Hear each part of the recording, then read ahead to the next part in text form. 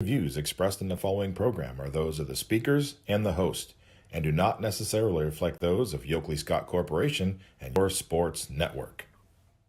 Yeah, I've been closer to Jesus before, so can you help me out? Oh, can you help me out? Am I on my own? Am I on my own? But can you help me out? Am I on my own? Am I on my own? Or can you help me out? Can you help me out? I've been scared to look in my soul.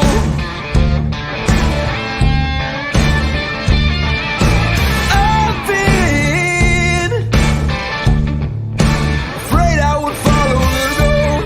Yeah, afraid of the things I've been told. Hello, everybody. Welcome inside a Tuesday episode of Running Point on ysnlive.com, brought to you by Greenwood Chevrolet in Austintown. Anthony Hartwig alongside Ty Bartell as we dive into a glorious Tuesday. And Ty, how we doing today? Doing pretty well, and I mean, we had a lot of scores that happened in the area last night too. So it's another step towards the tournament time for softball as well as baseball too. It's inching closer. We did have scores yesterday, and we also are going to have a packed show today. And Ty, if you're a Boardman fan, I think you're going to like today's show because we're kind of hanging out with Boardman softball for a while. We're going to have three of their seniors on consecutively. They all wanted to kind of do it together for what they called moral support. So we're going to have Dana Haas on at 12, which is right now. We're going to have Cassidy, Bryan after her, and then Jenna Alexa will be joining us at 12:30. So don't miss any of that. Then after all that, we're going to talk about results from last night. And then we're going to have Donnie Ellison of Fitch Track, who just signed on to run for Youngstown State. So we're going to have him on at 1 o'clock. And then we're going to talk about the new power rankings. And then we're going to talk about tonight's games. So a lot to do on today's episode of Running Point for sure. Yeah, and we're definitely excited to get into it as well as we have the at least the tournament seedings too, and we can take a little bit deeper dive into some of these matchups throughout the week as well. But you mentioned power rankings too, and that's kind of a fun debate amongst us too. And this was another fun one as far as baseball, softball. And if you haven't caught a look of that yet, go take a look at YSN's social media pages on Facebook, Twitter, Instagram. I believe they're posted on all of those, and we saw a lot of shakeups too. In both these power rankings. So that'll be fun to talk about later. It's crazy because like the ones have been staying steady all season. Like it's been wire to wire, Fitch and Canfield on unrespective baseball based softball. But then it's like other teams, they there's just a lot of struggle with trying to get consistency this year. You know, there are times when some of these teams look really, really good, and then you'll look and they lose 2 in a row on a week, and you have to take them down a couple of spots because of that. But then the next week they'll go and they'll win 3 in a row. So it's like, okay, let's flip them back up and let's bring them back down. Let's flip them back up. I think we talked about it, but the weather is making consistency kind of hard with the stop and start. And we're looking at today's forecast, and it might be another stop today. We hope not. We're trying to dodge the raindrops and do our anti-rain dance the best we can. But, it's tough. The month of April was unprecedentedly bad weather, and I think we've all known that.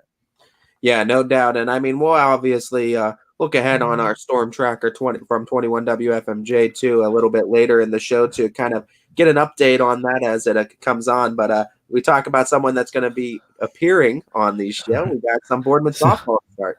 So we're going to do, let's see, I think they're both with us, but we're going to do Dana Haas first, and then we'll go to Cassidy, Bryan, and we're going to have some fun with you guys. Guys, thank you so much for taking the time to join us.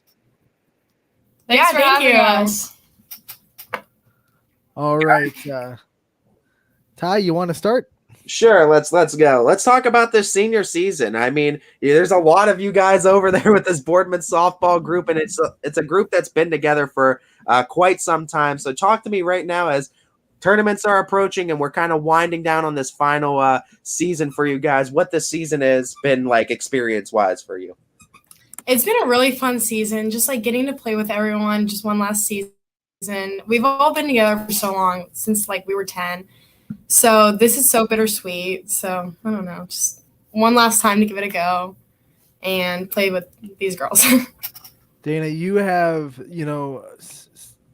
such a big senior group. There are 8 seniors on this team. And like you said, you've been playing together for such a long time, but it's also a unique, realm because not a lot of teams have that many seniors. What's it been like to kind of navigate that and you all kind of find your own leadership qualities and you all try to lead this team the best you guys can?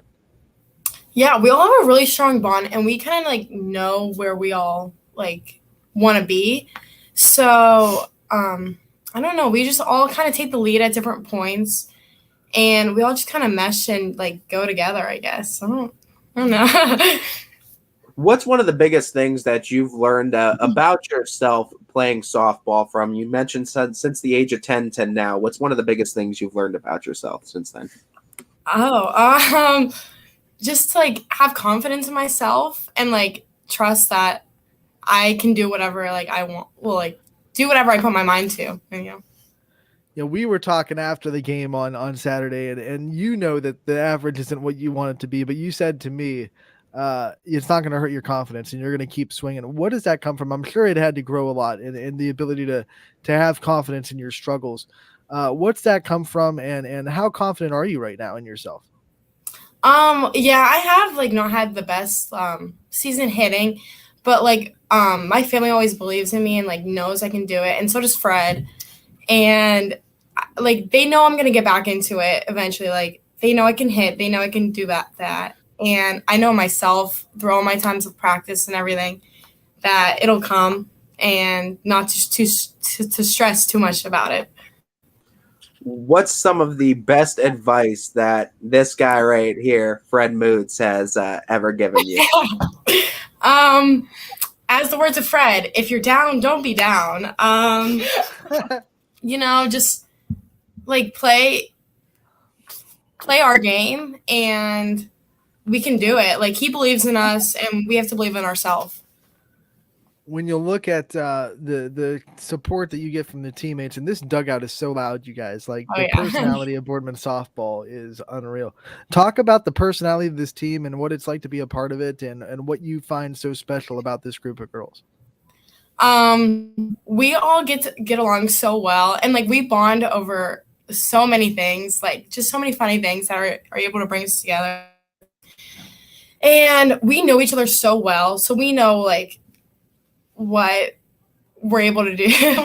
And I don't know, just being together for so long, it's just been good. Like to see everyone like grow up, just like get better together. And yeah, I don't know.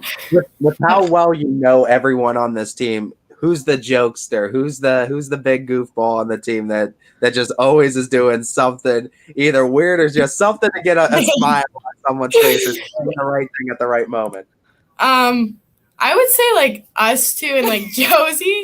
We're all like every single person like cracks jokes about everything. We all can just like laugh together, and it's so fun. Like even if we're having a hard day or like our game's not going well or something, someone will crack a joke and like lighten the mood. So it'll be good. Dana, talk about your favorite thing about game day, knowing that you have a game and you're going to get ready, you're going to get able to go and play on a softball field. It's got to make you feel just bubbly all day. Oh yeah. Honestly, I look forward the most to like our pregame. Like we started doing like cheers and like stupid songs. Like in Florida, we started playing "Sick I'm on a Chicken" by Zach Brown Band. So that I don't know. I look forward to us all just dancing around, just having a good time, getting relaxed before the game. Talking about this Florida trip, I want to give you a chance to kind of just like recap it and tell us your experience and what it meant to you to kind of get that experience one last time as a senior to go down there with the teammates too and it's Florida again. Yeah, it was a really good chance to like see better teams down there, and those teams were really good, and their pitching was really good. And then it was also such a good bonding experience because like we all like stayed together in the hotel, and I don't know, I felt it really brought us together. Like we laughed so hard on that trip. Oh, we have so many things, and honestly, those are the memories I'll remember forever. Ty asked you about the best advice you've received, but now that you're a senior, you also get the chance to give advice out to the younger players and the people that are coming up in the varsity program, and even the players that I bet that are younger than high school that are looking to be a varsity player down their future. What do you think the best advice you can give to young players is as they venture into this program? I would say just enjoy these moments because they go so fast. Like when I was a freshman, I was like, oh, okay, like 4 years. And now I'm like, I really wish I would have taken it all in. And I didn't know like my sophomore year would get taken away because of COVID. So I would just tell them to enjoy every moment and like just play hard. It doesn't matter like what happens. Just enjoy it and make the memories. From that senior perspective, seeing teammates like Tori Strine start to succeed as a freshman, and we're seeing it all over the place, freshman ball players start to get on varsity lineups and have success. What does it mean to you to see so much success from the youth groups of softball too, and to know that softball is really starting to get big at the younger ages? It really makes me happy because like of all the involvement in softball, and I want to see this program thrive. And like I know Tori's going to do great things over the years. And I'm so happy for how far she's come. She's a great asset on this team. And it just makes me so happy to see them all want to, like, be here and play. And even our JV, like, we have so many girls that want to be on varsity and, like, work so hard. And, like, they're going to make such a difference. They're just doing so good. Yeah, the JV is undefeated right now. So don't forget about the future of Boardman softball. Oh, yeah. Dana, when you look at this school system and this community, what makes you so proud that you get to represent Boardman and you get to wear the word Spartans on your chest and you get to wear those colors?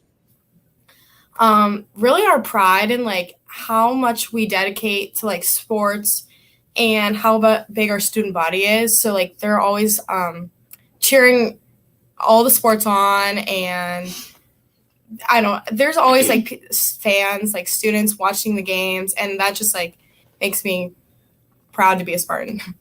Talking about that pride of being a Spartan too, drawback, is there any games or a game that sticks out, a big win where you really felt that kind of, I guess, sense of pride and really sticks out in your memories as this was a defining game in our career, softball career? Like any year. Any year. Give me your favorite game, one of your favorite games. It doesn't have to be like the game, just one of your favorites. Either I think beating Canfield freshman year for sectionals on Fred's birthday, or last year beating Fitch for the second time we played them. Also, I got to call the game that you guys beat Chardon in the sectionals go to districts. That was pretty fun too. Just throwing that out there. Dana, when you look at some of the things that you want to do in your future and in your future goals, what kind of things pop up in your head that you want to see yourself doing in the next 4 or 5 years? I definitely want to make it like some kind of a difference. Like I want to do something that'll like help others. And right now I'm thinking medical, so like some way to help others, but I'm not sure yet. And then I know I want to come back and like help younger players play softball because that's always been something I want to do. And I don't know, just I see where life takes me. I don't know. I know I want to come back and help though. We'll definitely look forward to seeing Dana Haas's name in the Boardman softball program around the table sometime too. Talk about too this support system that you've gotten throughout the years. We always like to give our student athletes a chance to kind of thank their support system, those people that have been in the stands cheering them on throughout the years. So I want to give you that opportunity to do so now.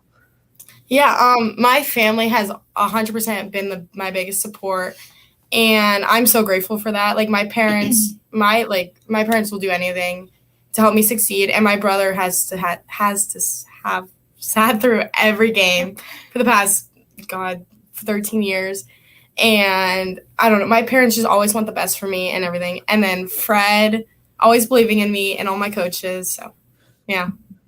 What is the craziest thing you've ever done on a softball field? Oh, geez. I don't know.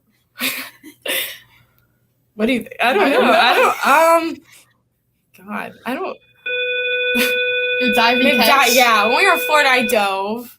She had a really good diving catch. I really didn't think I was going to catch it, but I dove and caught it. I don't know. I've done some kind of stupid things on the field. I don't know. I'm just like, I like to have fun. So I guess like I feel like I'm always like dancing or like doing something stupid. So maybe that. I have to ask the question, are there any superstitions then before going onto the field at bat? Anything like that? What are they? Well, since Florida, we've all been saying like horns down. I feel like it gives us like good luck and like we play better when we do that. I don't know. I make people like soft toss to me before the game instead of like three balls, only 3 balls, and then I do the rest tee. That's really it. I don't know. Yeah. I know when we were talking about doing this interview, you had to have Cassidy next to you for moral support. Yeah. Talk about this friendship and what made it so special to have her next to you during this interview that I know you were probably stressing about all day. Oh yeah. This season we've really got close, like just really bonding in like a friendship way. I don't know. The right side of the field. Oh yeah. Yeah, when she's at first base, I was talking to her from right field. And really just all the girls, like, I'm so close with everyone now. And it's such a great, like, time to be with everyone. I don't know. Just good to have moral support. Good to have moral support. We'll go to her and we'll start Cassidy's interview. It's your turn. Okay. And I think we have to start with the first career home run. Oh, yeah. On Saturday. First ever home run. I heard you say it. As you crossed home plate, that was your first one ever. What did that feel like? Go through the emotions and the at bat that got your first ever home run. Well, when I first hit it, I did not know it was over because I've never hit one, so I didn't know what it felt like. And I was like, oh, just another double, maybe triple if I really run fast. And then I saw my team coming out of the dugout, and I was like, was that over? And then I see Fred like cheering me on the third baseline. I was like, oh my God, like it actually hit me that it was over. Talk to me about what these relationships on this team has meant to you too, and just the experience that you've had with this team and the relationships that you've built. Yeah, this year has definitely been like the best year as a team. We've really come close together since we played together for so long. And I think that is one thing that's been helping us through this year, cheering each other on way more than we ever have. When, like, say I come out of strikeout, somebody's in the dugout telling me to keep my head up and I'll get it next time. There's always somebody there to, like, cheer me on if I'm down. And same for me when somebody else is down. Thinking about little Cassie as a freshman, what do you think is the biggest thing that has changed since you were a freshman to where you are now? Definitely my motivation. I've definitely I strive to win even more now. Like, even though I did then, I was on JV then. Now I'm on varsity, and I just see the change and how much harder I work for what I want. Like, starting at first now and being in the lineup, like, it's a big change coming from JV to here. Like, you want it even more. Talking about that, what was the experience like on the field going from that JV to that varsity field? And what do you think it was that you needed to do to be able to make that transition to the varsity level? It's definitely a bigger change. Obviously, the balls are going to come at you harder, faster. And, like, that was the pitching's a way different level. So that was something I had to adjust to. But being on the varsity field is, like, it's an amazing feeling to have, knowing you're representing your school and your team out there in their starting lineup. And it's something I'm grateful for every day. I know the varsity game can go fast, but how many times you just kind of, because you talked about you get to go out there, represent your team, represent your school. How many times you just kind of take a breath on the softball field and realize that you're out there with a Boardman uniform on and you're on the varsity team and you're representing your school? I definitely need to do it a lot more than I do, so I'm not in my head so much. But it is something that it's crazy to think about, that this is our last year together and how we're putting it all out on the field, doing our best that we can every game to represent our school and try to win as much as we can. You're obviously having a pretty successful year at the plate. Talk to me about what you do to kind of keep yourself composed in those situations when you're facing the tough pitchers that not only this conference has to offer, but just your schedule has had to offer. One thing I noticed myself doing this year is not thinking so much about what I expect the pitcher to throw. I'm not in there thinking, oh, it's a curveball coming outside. I'm more of just swing the bat. I've been hitting the first pitch a lot more this season than I ever have, because if it's there, I'm going to take it. And I just stopped thinking so much when I'm in there. Fred Moots is always talking about softball IQ and raising the knowledge of the game. How much do you think your softball IQ has gone up since you started playing on the varsity level? Definitely a lot more. There's more, the ball is put in play more, so you need to know the scenarios of runners on first and third, what you're going to do with the ball, thinking of how they're way more aggressive on the bases. Like if Maddie Weimer throws down to me at first, I have to be ready for that runner to go to 2 and not just dive back. Like there's way more aggression in the players at the varsity level. What does it mean to you to have such a large senior class to kind of go out with this team that you got to experience with for so many years? I wouldn't ask for a different group of girls to go down with because we all have been playing, like Dana said, since we were 10U, and and how we all have a great bond together since we've been playing together for that long. And it's something that shows on the field. Our communication is always up in the field. In the dugout, we are always cheering each other on. It is something you will notice that we have a great bond together. What does Cassidy Bryan's playlist look like, especially playlist before a game? Megan. Yeah, I like Megan Thee Stallion and T Grizzly. I like a lot of rap music. What's one song that if you could have a walk-up song you would have? Like, what's your go-to walk-up My walk-up song for senior night, we're doing them for once, is tomorrow, and it's Family Ties. It's a good one. Awesome. I'm liking it too. Yep. Let's talk about these memories too, because obviously with senior night, it always brings up a lot of time for reflection. Heck, senior year is always a time for reflection the entire year. But let's talk about it. I asked that question to Dana. I want to ask the same question to you. Is there a game or a moment in a game or a time throughout the softball career that sticks out to you? If there's more than one too, you could shout that out, but is there a moment that kind of sticks out to you? Yeah, this year especially was beating Canfield, because I think going into that, them beating us last year, they kind of looked down on us and like expected to do the same thing. So when we came out and beat them, that really gave us like an edge to do, like try even harder and go after them even harder the next time we play them. And I know, like you said, being Fitch the second game was really hype last year because they definitely weren't expecting us to come out that hot too. And the home run. Yeah.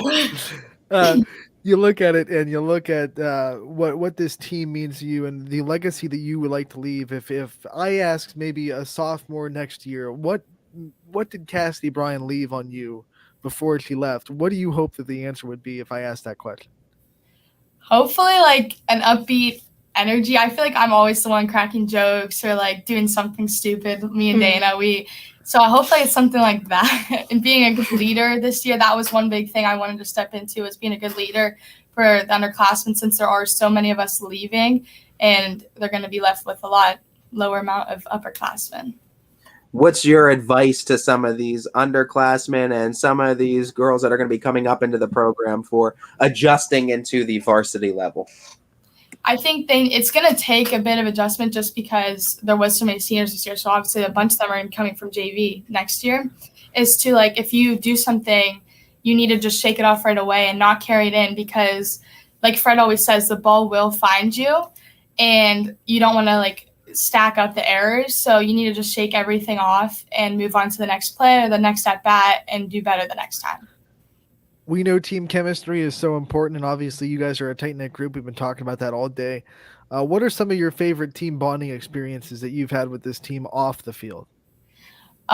Florida was definitely a really good one. There was a lot of funny memories there. There was one thing from Florida, was the kettle corn. Dave Matz had a bag of kettle corn, and half of our team ate it and acted like they didn't, and Dave Matz had no idea that they ate it. He's kind of mad. That was one just really funny thing. And even off the field, we like do stuff together. Like yesterday, our practice ended and we went and watched JV team. We always do stuff together like that and just together. Talking about Boardman too, the one thing I was always jealous of was just how many food options there are down at Boardman. So what's the go-to spot for after a big win for you? Chick-fil-A for sure. That's Tori Strine's go-to meal before every game too. We heard about that yesterday, and I told her that it's a good thing you guys never play on Sundays. Right. What's since you're Chick-fil-A and we asked Tori this, what's your order at Chick-fil-A? I do the number one meal, just chicken sandwich, but I put mayonnaise and ketchup on the sandwich, which is really weird, but it's so good. That is weird, but hey, we all have we all have our quirks. And I asked Tori this too, so I guess we'll go milkshakes at Chick-fil-A. I'm a fan. She ranked them at like 9. Where do you rank the Chick-fil-A milkshakes? And if I'd it's say not, they're solid 9 too. I don't get them when I go, but like if I'm in the mood, I'll get one. But they're pretty good if you do get one. what's the best milkshake? Oreo. Who? No, I mean like who has the best milkshake? Oh. Oreo's good too, though. I like Coach's Oh, yeah. milkshakes. Oh, there you go.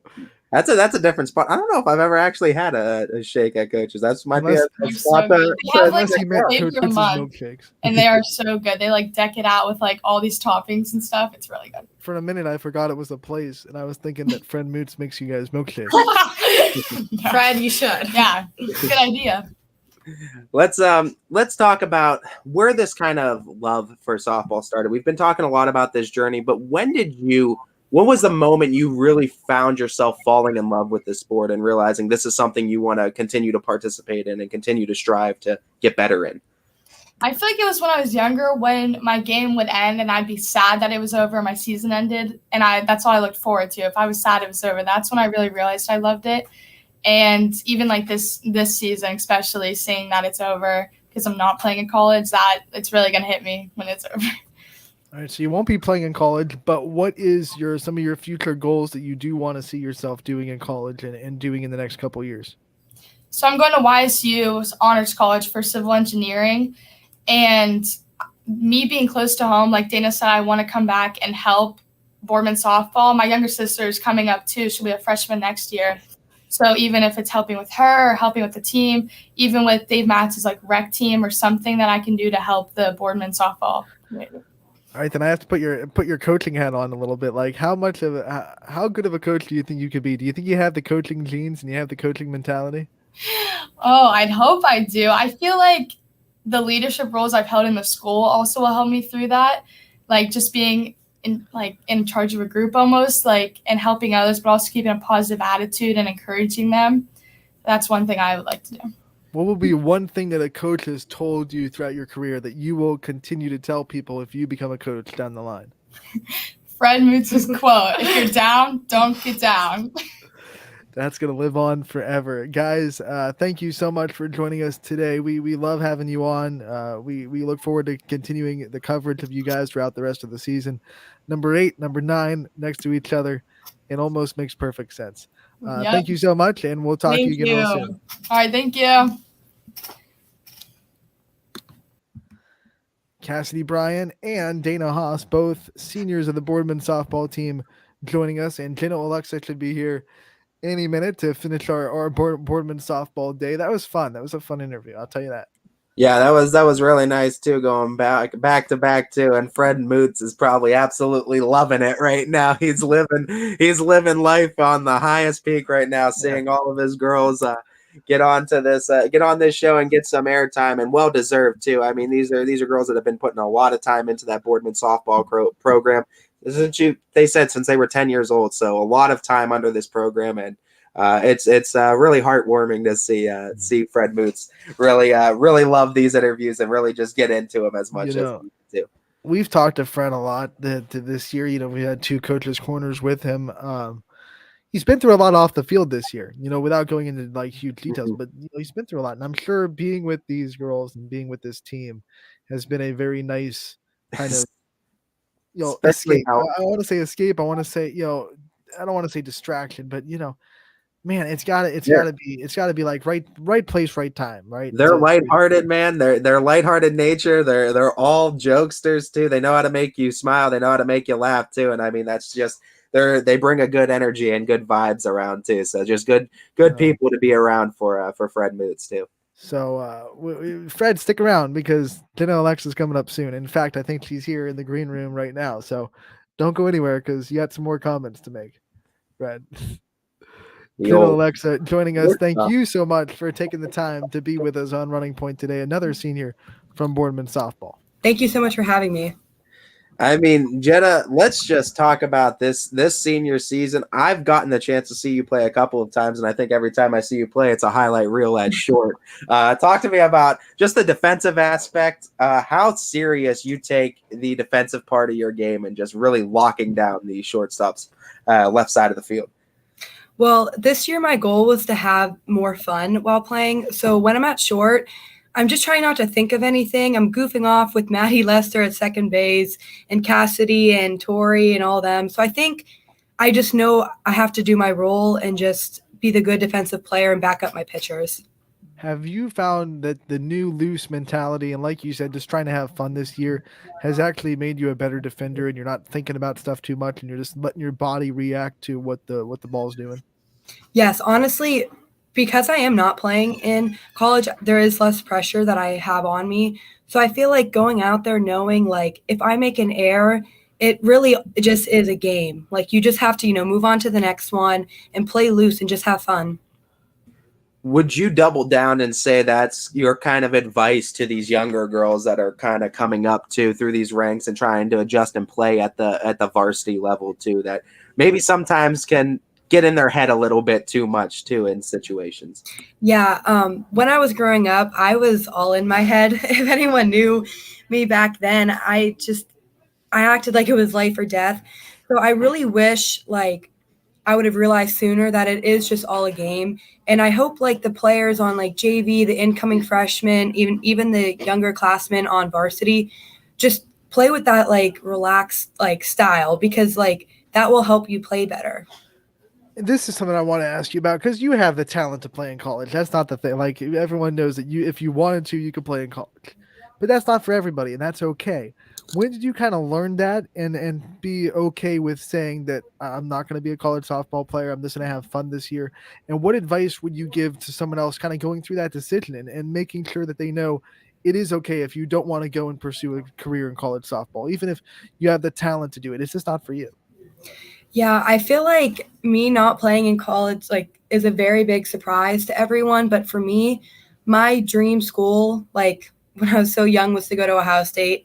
So I feel like my senior year, I was just trying to, like, academically get myself to enroll in Ohio State, and I am going to Ohio State now, and it's such a big school there, and, like, the softball level is very high. So I feel like I'm not going there to play softball, but I'm not going to, like, fully eliminate softball from my life. I'm going to do club, but I feel like you have to want it, like, 1,000%, because college softball is a lot of work. And my goal was to also incorporate some fun and just go to college and be a college student. And talking about that too, what made you fall in love with OSU? You talked about being such a young age. What was it initially that made you love it so much and set out that goal and say, I'm going to go here? I feel like always just, like, watching college football and seeing how big the stadium is, and then my dad, like, telling me, like, oh, like, Ohio State is the place to go. I guess it just kind of influenced me all these years to, like, work hard and I could end up there. And I just feel like it's one of, like, the top schools, and I just feel like it's where I want to be at. And that is a dream accomplished. So go through the day that you got the acceptance letter and that dream was fulfilled and how that made you feel. So the day that I got the acceptance letter, I wasted no time, like, accepting it and, like, accepting the admission, because I was accepted to other schools, but I was waiting for that one. And then as soon as I found out I got in, I hit accept, and I started the process of, like, the rooming situation. I'm rooming with one of my friends here at Boardman, and we're just, like, as soon as I got that, I was just so crazy, and I was just so excited. So I knew, like, as soon as I got it, it was the place I'm meant to be at. Follow up. Who was the first person you had to tell that you got accepted into Ohio State? Like, who was that first call you made? Well, actually, so my parents weren't home. They were at they were somewhere, probably at a bar or something like that. But I wanted to wait for them to come home. But then the word got out, and they texted me, and they were like, "You got into Ohio State." And I was like, "Oh my God, they probably think I just didn't want to tell them." But, like, I just wanted to wait for them to come home. But yes, my parents. The social media leaks come back and could get you. No, let's talk about that though. And I mean, talk about the feeling of pressure. Was it a sense of pressure relief when you kind of made that decision you weren't going to play in college too, and you were going to pursue this dream academically too? Did that kind of relieve some of the pressure going into this senior year that you talked about experiencing maybe in years prior? It did relieve a lot of pressure, because I knew that, like, for, like, the softball aspect of it, like, I just knew I was able to just be more relaxed, because I didn't really have to worry about, like, the recruitment process and all of that. And it just helped me enjoy the season more and just be more relaxed now as it the final like month of my senior year concludes. You know, when you look at the ability of the senior season and playing with all these seniors, it's a group of 8. What's it like to be part of such a big senior class and to share everything with so many different personalities, different people from different walks of life, and to kind of grow with them and be able to share this experience with them? I think having 10 seniors was like the best thing that could have happened to me in this program because I've been playing with them since freshman year, since younger than that. And the fact that they get to be like the last people that I play high school with just means everything to me. I've been playing with them for how long? I just feel like we're so close together, and we went to Florida, we went to Myrtle Beach. I just feel like all these like passings that have happened to get us this close, it just makes it 10 times better this season. Talk about this Florida trip and how much more it meant, being that you experienced a COVID season and a season that didn't happen at all, and there was so many more kind of restrictions put on last season too. What was that kind of like to get that trip one final time before you depart from Boardman? Yeah, well, like freshman year was when I like started varsity, and I was just so like tense, and it was just all like, I don't know, just very like kind of stressful. And then sophomore year, I could have like maybe relaxed more, but that got canceled. So then like now the next time I stepped on the field, I was a junior. I just feel like I grew more off of the field, and then you kind of just like carry that in to be a senior. And then you're like, wow, like I'm going to Florida with my team. I'm more relaxed than I was freshman year, and I'm just trying to have fun. And we all did. It was a great time. You're getting a lot of love in the comments section. What's it mean to you that so many people support you, believe in you, outside of the family that quote unquote has to? But there are people that don't have to believe in you or don't have to support you that still do. I feel like softball is just such a great sport because of that reason. I saw Mrs. Cavina said a comment because I have been like on like travel softball teams. I've met people from Poland, Ursuline, Austintown, and just the fact that you can meet all these people and get all these friendships while playing a sport and playing against each other, going up for like a district title. The fact that it is just more than just a game. It's about the friendships you make and just about like the amount of people you get to see. What's it like playing against your friends in high school and putting bragging rights on the line? Well, it's definitely a lot of fun knowing that like every single team we play, I know almost like at least one person on the team. Tonight, if it doesn't get rained out, we play Mooney, and Elena Scavina and Elena Francis are playing tonight. And I just feel like it's just so much more fun when you know you're playing against some of your friends, and like it's competitive, but it's also just fun. Talking about the softball as a whole, too, we asked a couple of your teammates this earlier. I want to ask you as well. What does it mean to you to see these freshmen such as Tori Strines, and we see them all over the place, too, coming up and playing at the varsity level and having success? What does it mean to you to see softball so prevalent at the younger ages, and we're seeing the talent get better even as the freshman level? Yeah, I feel like because I'm a senior looking back on like when I played, it is fun just knowing that like you are a freshman, like they are 15 years old and they're playing against 18 years old and they're doing phenomenal. There's so many like freshmen all around. Tori is just unbelievable. I love being able to play shortstop and have her back and make jokes with her as a pitcher. And then also Sydney Watts being the freshman on Austintown, just unbelievably talented. It's just amazing seeing that like they're coming from 8th grade and they have this much talent playing against seniors. When you look at this team and the impact you're making on it, when you leave next year, if I were to ask one of the freshmen that were going to be sophomores or incoming freshmen, what kind of impact Alexa had on this program, what would you hope the answer that they would give would be? I hope they can realize like my character development also, because I was like someone who got so upset at myself, someone who like would kick dirt if I made an error. And like, I'm hoping they can see that like change is possible and that softball is just about like the friendships, not so much the batting average, but just like that you can incorporate fun and a goofy personality while also taking the game seriously. It seems like a lot of this change too. It happened in the middle of our career too.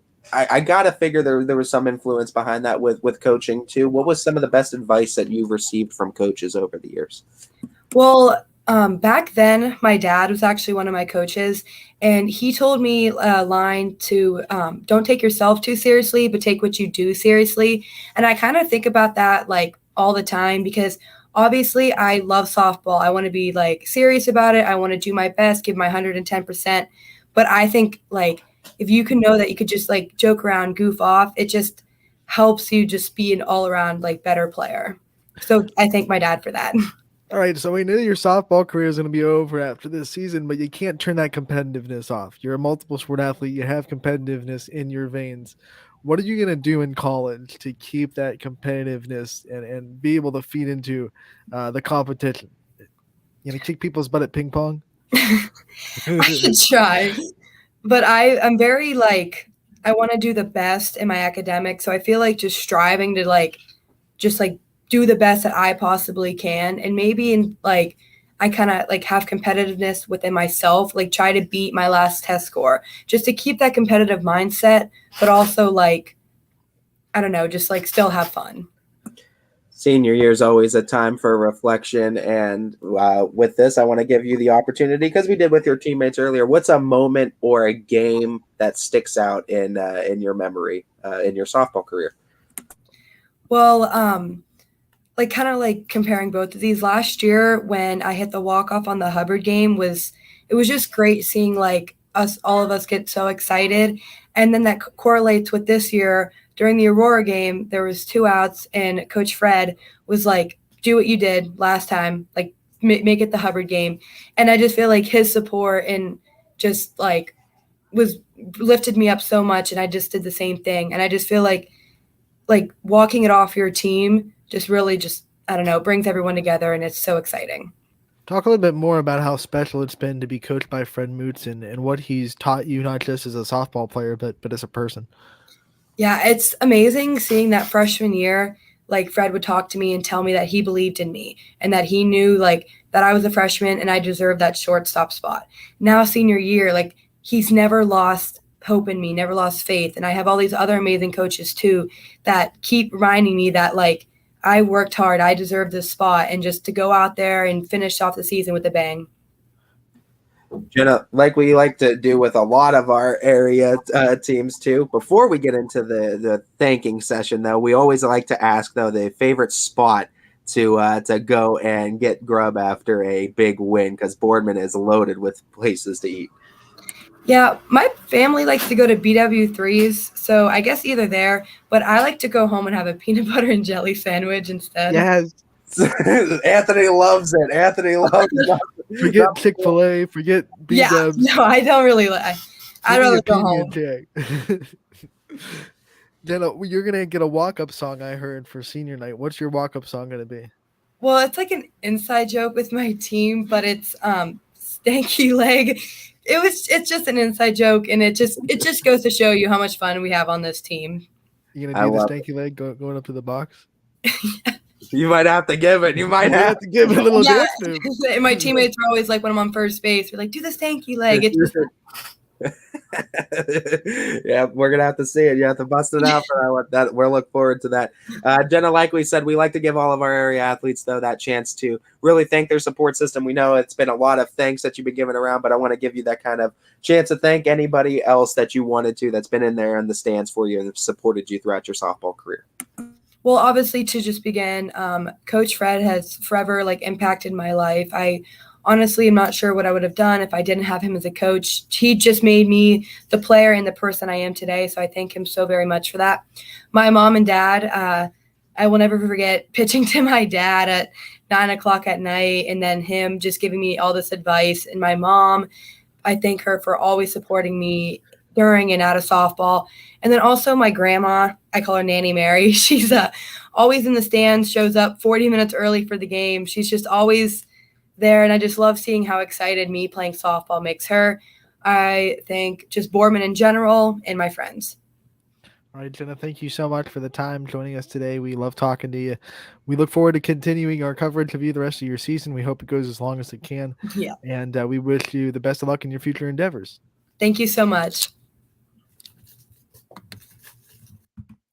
Jenna Alexa, one of these senior leaders, one of 10. of Boardman softball joining us live on Running Point. Can't thank her enough. And wow, was that fun hanging out with Boardman softball for about 45 minutes. Yeah, I mean, it was a long hangout session with Boardman softball, but we got to get into a lot of those senior personalities, and we basically, I think, did we just shore up the entire infield of Boardman just We just about? got to get Nadia. Yeah, that's the only one we need, right? Who, by the way, Ty made maybe the catch of the year against Jackson on Saturday. Over the shoulder, diving in the air. If Jenna was still on, we could bring her back on. She would probably attest to it. At second base, too, because Nadia is splitting time between second and third. You know, she plays third when Tori's pitching. And then when Tori goes in the field and Maddie's pitching, Nadia takes over second. And, man, what a catch at second base. Not your normal position. She spent third base most of last year. What a catch. What a catch. It's going to be exciting once this tournament starts too, man. I said too with Boardman, watch out when you have that much senior experience on there. And what DJ always says too in the conversations, nothing beats experience in the tournament. And I feel like there's a lot of teams that are a little bit slighted on where they're going to be placed on this tournament just because of the games that they've been able to get in or not be able to get in. But I think Boardman's one of those dangerous teams, too, where it's like if they catch fire at the right spot. And what I mentioned, too, the other day, and I'll double down on it, having not just one but two pitchers in the circle, it makes all the difference. And you got Tori that is lighting it up, and then you double down with the fact that you have a senior leader in Maddie Lester that can take over a ball game and has shown this season that she could take over a ball game. Watch out. You might awake a sleeping giant with Boardman, and you got to watch out for that. We've learned from Division One, no matter what the sport is, because we've covered Division One volleyball, Division One basketball. In Division One, when you're talking about the tournaments, you have to watch out for anyone that's seeded 8th through 16th because they're all just sitting there. They're all equally just as talented as each other, and it's just it's a roll of the dice. And Boardman's going to be right in that mix. They got to the district semifinals last year. They weren't a particularly high seed last year either. They're very talented. They're senior led, and to bring up an Avengers quote like I like to do, I consider experience to be experience, right? So I don't care if they haven't experienced the district championship, they haven't experienced the state championship, they've experienced a lot. So experience is experience, and that's going to help them come up against some of these younger teams that might let the lights get a little bit too bright for them. Who knows? We've seen they compete with teams down in Florida that are high competition. The competition inside their own conference is high too, and not to mention they schedule out a conference very tough as well. And to pair it all off, they have a great coach at the helm too, and Coach Moots. So I mean, I would look out for this team. I would defend Coach Moots to the end of the world if anyone tried to tell me he wasn't a good softball coach, and he wasn't an even better person for these girls to learn from. I mean, one of the favorites. You know, I have his back. If anyone tries to get him out of Boardman, all you have to do is call me. I'll go to a board meeting. He gets me. He gets me laughing all the time. His reactions on the softball field. I mean, the one thing that sticks out to me just a few weeks ago when I think Boardman was at Fitch for softball. I mean, their calls were pretty bad both ways for this open. Just seeing Coach Moots' reactions. He doesn't even say anything. Just seeing his facial reactions of shock is something. Oh no, he's a great guy too, and we love Fred Moots and everything he does. All of that comes from his love for the players, you know. So like when something doesn't go their way, it's like he can't contain the emotions almost. So you see those facial expressions come out. Like he's not a guy he's not going to be a stoic guy on third base. He's not going to be one of those guys that just sits there with his arms crossed and maybe claps a couple times. And now, don't get me wrong. He's not loud and he's not like that, but it's funny just seeing his reactions sometimes. Like a facial expression could say 1,000 words. And I love Fred Moots too, and just some of the looks he gives some of these umpires. Not to mention he runs the travel organization too. You know, he's head of the Steel Valley Storm, and he umpires and he referees football. So putting a lot of work into these kids, not just the ones he coaches, but athletes. So I think athletes. Not even athletes, Dustin Boardman, but athletes around the whole area owe a debt of respect and gratitude to Fred Moots. Yeah, no doubt. And I mean, like I said, watch out. This is going to be a fun Division One tournament once it starts, because I think upsets galore, especially when it's one game playoff. And you talked about the experience too. talk about the fact that Boardman, I think, has played 21 games. I think they're 11-10 right now to this point in the season. And correct me if I'm wrong, but that's going to help out tremendously when you talk about going in the tournament. Now, granted, looking at Division 1, there's not as many teams struggling to get games in as maybe you see the Division 3 and 4 teams, but still just being able to play the number of games that Boardman has is going to pay dividends going into the tournament, I think. Yeah, and that's why they went down to Florida. They escaped the snow and, Yeah, for that able to get where it was literally just like 2 inches of snow on the ground. They're gonna be someone to watch out for. That's for sure. We still have guests on today. We're gonna have Donnie Ellison of Fitch Track and soon to be YSU Track. He'll be joining us at 1:00. Then we're gonna talk about this week's power rankings. We're gonna talk about tonight's games if they happen, and a lot more on Running Point. But we have to take our first break of the day. We'll be right back on Running Point, brought to you by Greenwood Chevrolet in Austintown. When looking for home design inspiration, don't just be inspired, be Baird inspired. Whether new or remodeling, Baird Brothers has the latest trends like shiplap to refresh your home. Go from inspiration to installation with our wide selection of in-stock American hardwoods. From the rustic charm of antique oak to the warmth of traditional cherry, Baird Brothers has what you need to make your home inspiring. Baird Brothers, our family's heritage, your family's home. For a great vehicle and a great experience, come to Boardman Mitsubishi today. As always, our full lineup of Mitsubishi models comes with a standard 10-year, 100,000-mile powertrain warranty. Boardman Mitsubishi, your hometown Mitsubishi dealer since 1999. Coca's Pizza, always supporting our community and our local athletes. Stop in on game day or score big and have it delivered right to your door. Check out our daily specials at cocaspizza.com. That's Coca's Pizza, we serve it hot. At Hubbard Chevrolet, Hubbard can help you get the financing you need regardless of your situation. I'm Tony Page, and I've helped thousands of customers in Northeast Ohio and Western Pennsylvania buy a vehicle. Visit HubbardChevy.com to get pre-approved. Remember, folks, Hubbard can help.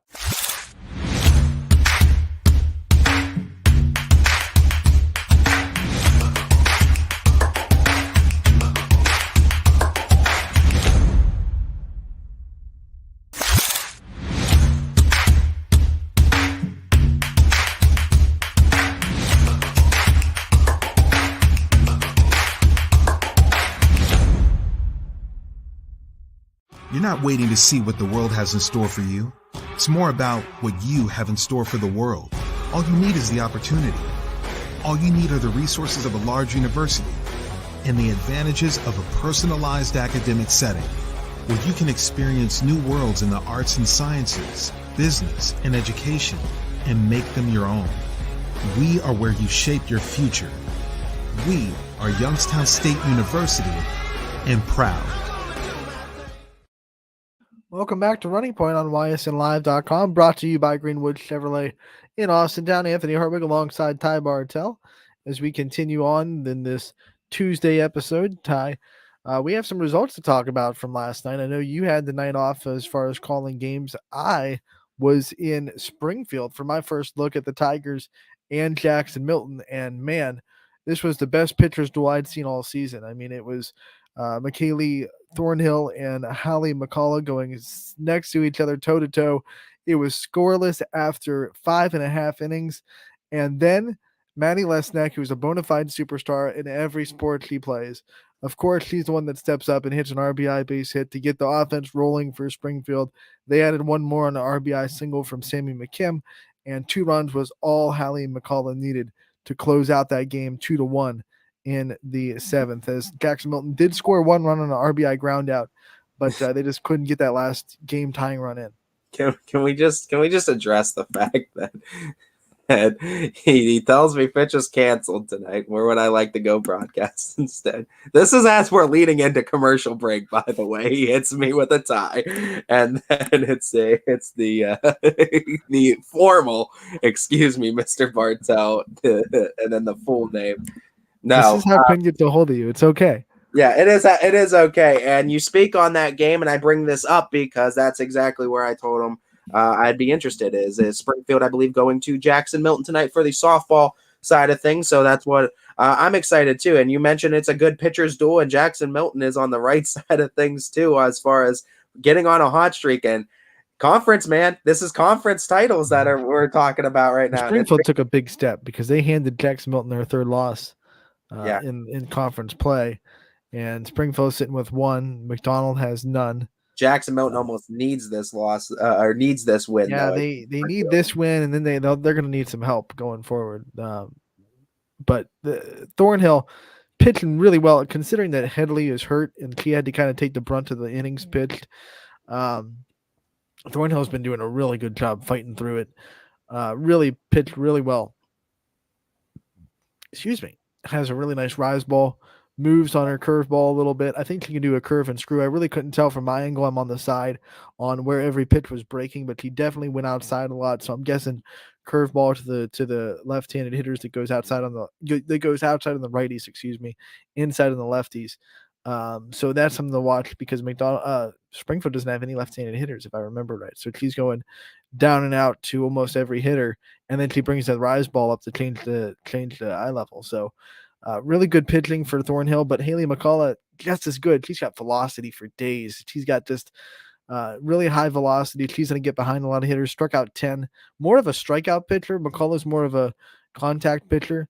So it was interesting to watch both of them work. Great defense behind both of them. So you're going to be in for a fun one if that one happens.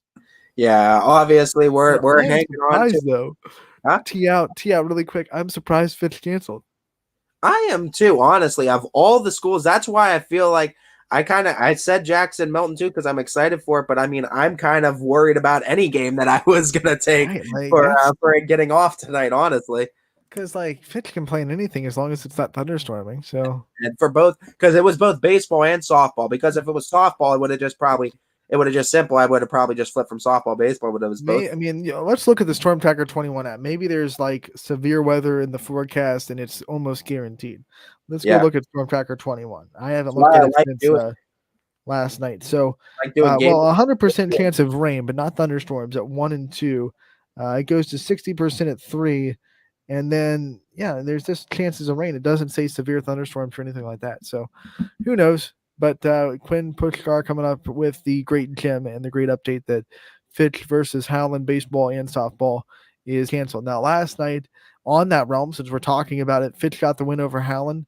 On the softball realm, Howland evened things up in the world with getting the win 3-1 over the baseball team. So Howland gets to win in baseball, Fitch gets to win in softball, but look at Howland scoring 6 runs on this Fitch pitching staff that really hasn't given up. I think that might be the biggest total they've given up this season, if I'm not mistaken. So the lineup for Howland is legit. Fitch's lineup was just a little bit better. They hit 4 home runs in the day. So 4 home runs, 13 runs total, and they still win comfortably 13-6. But Howland's lineup, they scored 15 on West Branch. They scored 6 on Fitch. It's legitimate. To whom it may concern, champion at Crestview softball has been pushed back to 6 p.m. time. I don't know, Andrew. Does that concern you? That's me. That's where I'll be. 6 o'clock. Okay. So you're just they don't have lights there. That's going to be tough to fit in and try to beat the sunlight. I was going to say that's a little bit late. Trying to dodge raindrops, whatever it takes, right? I'm going to go out there with a tent. Whatever it takes. Jeez, oh man! So I'll be there if it happens, and if I can dodge raindrops, and with my equipment, you get the nice press box all the time. So I'm out in the elements. So I don't know. I didn't know what Jackson Milton had, to be honest. I've never been there for a game broadcasting. I've never been there for a Jackson Milton game, so it's my first experience. Maybe Quinn can comment and tell us what Jackson Milton's. I think he did a McDonald Jackson Milton game there last year. It's going to be elements, and that's going to be terrible because if it rains, I either need a tarp, a tent, or I got to break down. One drop, it's go. It happened to me at Fitch when I was doing that Boardman Fitch game Monday. Literally opened the laptop, got the broadcast started, and said, "Welcome to Fitch. I got to go." That's what it was. Because as soon as the game started, here comes the rain. We closed down. By the time we got into that little garage that's below the press box, it was downpour. I was like, "Well, thank God we got out of there just in time." Just in time is right too. I mean, and that's been the kind of nature of this season. That's why, you can't take chances. People, parents have asked me while we're doing it, why we're shutting down when it's like barely drizzling. And I'm like, you know how quick a barely drizzle can turn into a downpour like that. So like any sign of rain, if we're not under cover, we gotta make the business decision, right? Protect the equipment. Yeah, for sure. We got to bring on another track interview, though, too, as we've been getting a few of them in recent weeks as we go into the Fitch realm as YSU commits staying home. It's Donnie Ellison. Man, we talked a couple weeks back. You told me you were thinking about signing, and you stayed home with YSU. What made the decision so easy for you to go with the Penguins? I think, just talking to my dad and my family and, just staying home was kind of the right choice towards the end of the process. Just made me feel at home. Always good to feel at home and somewhere, you belong. So I just think this was the right decision, staying home, man. I'm ready to be a Penguin. I'm sure going to the next level has always been something that you've been working towards. When you get that moment, you get to be able to sign that letter and put your name on the dotted line. What was that moment like for you, being able to realize a dream come true? It was amazing, honestly. I worked so hard the last 4 or 5 years to get to this point. So, seeing all your work pay off is just kind of, a pattern. But job's not finished, and I'm just looking to get better from here on out. Let's talk about this experience that you've had, too, with track, and just what things have you seen yourself improve and grow on since the start of freshman year to now that you're really proud of looking back on? I just think, staying consistent is what I'm most proud of. My block starts, not missing any practice, doing what I can do to get better. I just think at the end of the day, that's what I'm most proud of, that I just never stopped. I had a goal to make it to the collegiate level, and I did that. So I'm just pretty proud of myself for doing that. When you look at some of the things, like you said, you want to keep getting better at, what kind of things do you want to keep improving at as your career goes on, and you know that you have to elevate yourself to the next level? Things I can improve on is finishing my races. I'm a quick starter, from here to there. So I'm a pretty good 60 and 100 meter guy, but I want to improve my top end speed to the 200, above and beyond. So I'm not just a one trick pony. I could do multiple events to be versatile. Do you have a preferred event that you really like to? Maybe not. It might not even be your best necessarily, but do you have a preferred one that you really enjoy over the others? Either the 60 or 100. I think I flourish best in those two. So it's kind of hard to pick out of those two. We know that track is looked at as an individual sport. And it is. You have individual times. You're trying to beat personal records, but you're also on a team, and you're with the guys, and you're working with guys to improve everybody. What's it been like to kind of be a part of this team and to build relationships with your teammates? This has been amazing. My last 4 years here. I really wouldn't want it with any other school. Coach Steiner, he does a great job with us. Getting us better each and every day, preparing us for any type of weather. I'm just glad I was a part of this, and I hope the legacy continues here. We got a good young team, and I have high hopes for our team in the future years. Talking about that relationship with Coach Steiner, too, what are some of the things that you've taken away from Coach in your 4-year experience from him?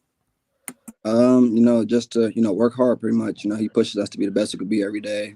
Don't take anything lightly, no matter if you're running a Tuesday meet or a Saturday meet. Just always bring your A game. So I think that's what I'm going to take to the next level, no matter what event I'm running or how hard I'm running it, just do it at my best. You've taken that advice from coaches. What advice are you giving to the younger players and the younger runners on the team about how they can improve on their journey and they can get to where you're at right now? Advice I give them, track is a sport where you have to be patient. 1 week you may not run a time that you want to run. You kind of get, hard on yourself, but just be patient, keep working. And your time will come, just one race away from breaking that big PR. So just keep working. And talking about that, what do you have to do mentally in between meets when, maybe you don't have the best meet? What do you do to kind of keep yourself composed too and kind of clear your mind before the next one? Music is my outlet really. So I think listen to music, and nights before meets, I take a thought back, kind of relaxing my body, just take deep breaths, knowing what I'm capable of, and just go out there and perform the next meet. Just, don't hold on to the next meet or last meet, and just look forward to the next. We know in any sport to get to the next level, the drive and the work ethic has to be above reproach. What's that drive come from? Where's that work ethic come from? What makes you work so hard at what you do? I think, my family pushed me the most. My dad, he's very vocal. He wants the best for me. He wants to see me do the best. My brother, PJ, he wants the best for me. My mom, all my other brothers, they all just want the best for me. So, seeing them push me even more. So I think that's what helps me the most. Are there any misconceptions on track and field that maybe some casual sports goers or maybe just casual people in Fitch that maybe not know about the sport? Break down that kind of fourth wall for us and pull back the curtains. What are those misconceptions in the sport? I think the misconceptions of track, if you're not fast, you're not good. But I just think that's personally not true. There's always an event you could do. If you're not a good sprinter, you can move on to the 200, the 400, or events above and beyond that. But I just think the misconception is, if you're not fast, you're not one of the top guys on the team, you won't be pretty good. But I just think that's a misconception because no matter what your speed is, what you are right now, you always improve to be better. Is that one of the favorite things about the sport and the things that made you kind of fall in love with running and running and track? Yes, I think just the idea of getting out there to compete with other teammates or other teams. It's just I'm a competitor. I love to compete. So if you give me one race, I'm gonna come back and get you the next. So that's just how I am. Whether it's track related or not, what is some of the best advice you've ever received in your life?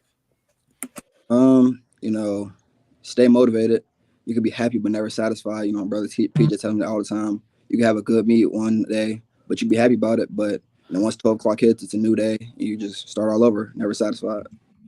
Has there been one moment in your career where maybe you were struggling and you had to get yourself back? And if so, what were some of the strategies that you had to kind of get yourself back on track? Yeah, last year I was coming off of a stress fracture injury in my knee. I missed the majority of my indoor season. So, that took a toll on me.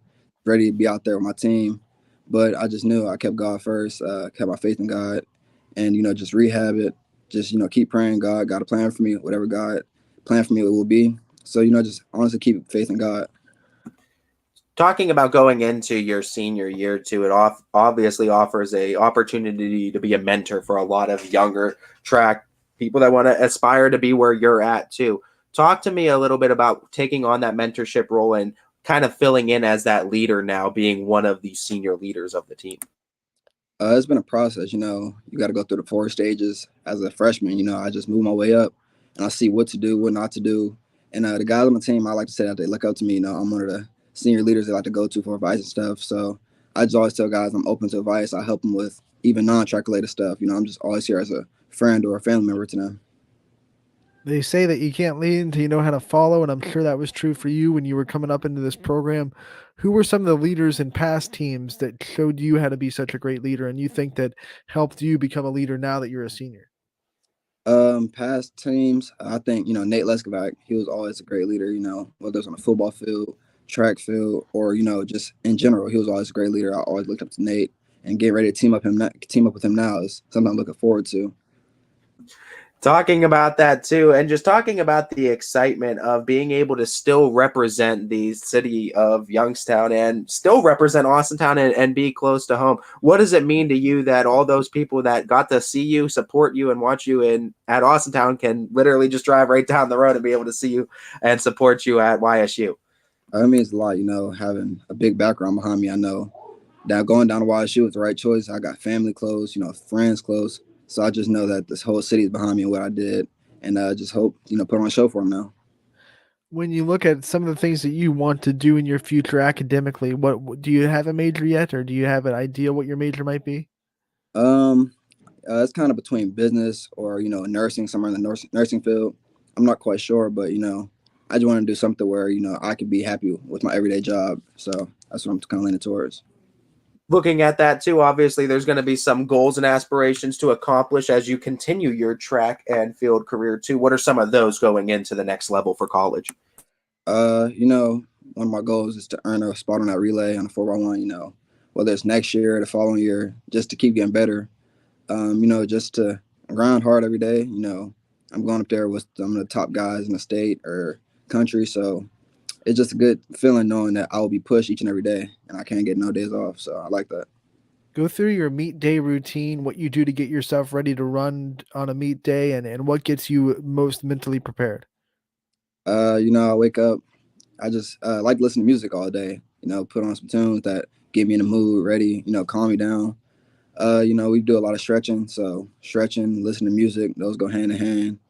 And, just having a good meal before I go out and race. And then the rest of that is history. Donnie, we always like to give our student athletes an opportunity to thank their support system because we know there's always someone that's there that's supporting them. And we know you have obviously a big one as well. So I want to give you that opportunity to thank those people that have been there for you every step of the way. First and foremost, I honestly like to thank my dad. I started sports in 7th grade, and ever since then, it's been up from there. Whether it's for AAU, traveling, track, anything. He's done his utmost to keep me going, and I applaud my dad for that. My brother PJ, he's done the most too. Anything and everything, he's always supported me in. And other brothers, I just want to thank all of them. The coaches, not just the coaching staff for track, but for football, Coach Parker. I want to thank everybody that helped me along this way in this process. And all my teammates too. They always kept my head high, helped me push and get better each and every day. So I'm just thankful for everybody that was in my corner. Donnie, thank you so much for taking the time to join us today. We love covering you. We wish you the best of luck in your future endeavors, and we know that we'll talk to you again real soon. Okay, thank you. Donnie Ellis, Fitch track star and future YSU Penguin, joining us on Running Point Live. You'll be able to catch him around the area some more too. If you missed any of him this year at Fitch, he'll just be right down the road too at YSU. And we obviously wish him the best of luck for success too. And hey, with any of that determination that he's had throughout his life, he'll probably get on that 4-man relay team. He's staying home. That's what he said, and there's something to be said about Youngstown guys staying in Youngstown for going to YSU to be an athlete, no matter what sport it is. I think sometimes wrongly YSU is looked at as kind of like a settle, like you settle for YSU, but like don't forget, like this is a Division I athletics program. So if you're good enough to get to YSU, you've done something very much correct in your athletics journey. We see a lot of good athletes go to YSU too. I know it's great. I wish sometimes I wish I look at these teams and I wish they had more local talent, but what's he gonna do? But though, don't look down on YSU athletics. I think is the point of that whole statement, just because I think sometimes it's thought of as a settle, like they settled for YSU because it's right there. It's not a settle. It's amazing. Absolutely not. Absolutely not. And I mean, getting to the next level is getting to the next level, period. Right. There's nothing else to say about it. I mean, getting to the next level is 7%. Don't you dare throw in college athletes make it to the next level, period. Don't you dare throw in a Kent State jab. Yeah, no Kent State jabs on this one too. I respect it. I respect all those athletes that get to the next level because, like I said, 7% make it there. That's facts. And here's Quinn. Dearest friends of Running Point, I regret to inform you the cancellations at Scene Park tonight. All games have been postponed. And then he came out, dearest friends of Running Point, I regret to inform you all cancellations at Scene Park tonight, as there will be no games played tonight. So from postponed to not played in 11 minutes, Quinn Pushkar up to date with everything. He's the man back there.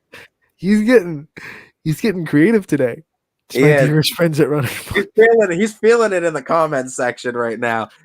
It's because he's got those girls, 4 in a row now? He got four in a row, I think I saw on Facebook. Yeah. So he's feeling it. If you don't know, Quinn's a great basketball coach. Oh, absolutely. Absolutely. But he's feeling himself. We appreciate Quinn, too. And look at that. Up to date. 11 minutes in between the postponement and cancellation. He GSD, and that's get blank done. That's all he does, right? That's all he does every day. Get blank done. Not gonna say it because I don't swear. GS stands for. Oh, there you go. But hey, and I mean, we had a great first half plus some of a show with Boardman softball kind of crashing the party for the first hour, and we went into Fitch track, going into YSU track though, and Donnie Ellis too. So staying home, and we obviously love our coverage of YSU baseball. And we still kind of we love our support too over at YSU. We love our athletes over at YSU as well too. So we're glad to support Donnie, but we also have power rankings that are fresh off the oven too. Yeah, they came out last night, and like we said at the top, just to kind of tease, it was it's very hard with these power rankings, especially the 2 through 5 spots, because there's a lot of inconsistency going around. And I think it's because a big hand of it is the weather. There are some weeks where these teams look great, and then some weeks where they drop a couple of games and you go, well, I guess they have to drop a couple spots now. So it's hard to figure out where these teams are going to going to settle in after you talk about the one spots, which have been consistently great all season. So let's start with softball, right, Ty? And let's bring it in the rankings this week. Fitch gets the number one ranking, and they stay at number one for the fifth straight week, as they've been one since the start. Ursuline gets back at number two. West Branch at 3, South Range at 4. Champion has been staying solidly at 5 all season. Hubbard moves up to 6. We have Columbiana at 7. Poland gets back in the rankings at 8. Crestview at 9. Brookfield makes their debut at 10. So you have MVAC Great Tier making a move, as they have 3 members in that list, with Crestview and now Brookfield. Yeah, and then you see 3 members of the NE8 on the list too. So I mean, getting some features pretty much everywhere. You have the Steel Valley, the AAC, EBC, and then you have the EOAC. So pretty much we have almost every conference represented here in some way, shape, or form. And I mean, this was really hard too. And like you said, 2 through 7, and then just who to bring on for number 10 too. I think there was so many different votes too, and what we saw for teams to add on this one. But I think Brookfield is a good bet to put on at that 10 spot, all things considering the way they were able to get big wins towards the end of this season too, I think. And we talked about 17 wins last year. It's a Brookfield team that's a good softball team, and I think it's just that they finally make an appearance at least on the softball power ranking. Yeah, and I had Canfield as a 10 because of the week they had. That's fair. But it's fair to still kind of look at Canfield's 9-5 record and say maybe they have a little bit more to do. But this is a quality list, and I think all these teams are deserving. The trouble is trying to find where they fit. Hear ye, hear ye. McDonald at Lowville has been canceled. Shouting from the mountain tops is the mountain man himself, Quinn Pushkar. Can I bang a mallet? Hear ye, hear ye. But we see this though, and Columbiana is on this list now, and I think they got themselves on this list. And how about Hubbard? We talk about a team that in week 2, Ant was ranked 10, then they went to 9, then they went to 8. They just skipped over 7 entirely and jumped right to 6. Did the Eagles? And what I've been saying week to week with Hubbard is doing it with grit, grind, and determination. They got on at 10, and they've done nothing but climb this list since they got on, have not dropped off of it. I mean, credit where credit is due. Hubbard this season, they've really started to trend upwards too, and they're really doing good things. And watch out for the Eagles come the NE8, and watch out for the Eagles once tournament starts. Well, they just beat Poland last week 4-3. They just beat Lakeview last night 4-3, and they're leading against South Range in a game that's still to be continued, TBC, 3-1. So you look at that; those are 3 wins against Lakeview's not on the power rankings this week, but they've been consistently on the power rankings. So that would be 3 wins against power ranked teams. That's why they continuously move up in the world. 5 of the 10 came from D3, and Newton Falls did not make the list. D3 is loaded. Couldn't say it better myself, Chris. I couldn't say it better myself. Brookfield, their last loss came on that Saturday against Crestview right after their win over Champion. But they're on a 4-game winning streak, and look at these scores.